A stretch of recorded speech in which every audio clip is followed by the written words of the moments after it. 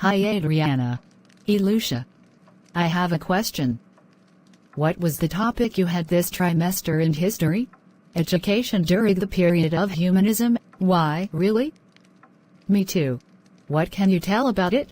Well, in medieval times the God was the center of the world, but the humanism changed this. The humanists discovered the art and culture of the Greeks and Romans, admired the political, philosophical and scientific writings. Now the human was the center of the world, the most perfect God's creation, and this was called anthropocentrism.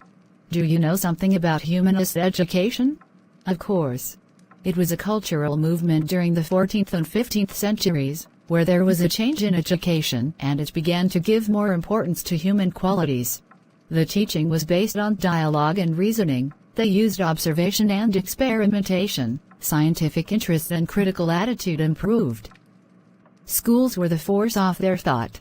Humanist teachers believe it was important for students to be motivated and engaged in which they were learning. They created academies where manuscripts were translated and theories were exchanged. The first humanists were great collectors of antique manuscripts.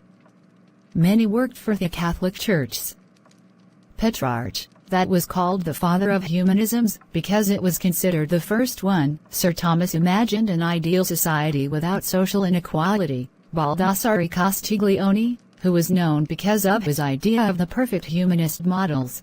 There were more important humanists, but Erasmus of Rotterdam was the most influential one. He cared about the interest of the students and opposed severe discipline. Erasmus thought that it was necessary to educate the princes to favor the common good.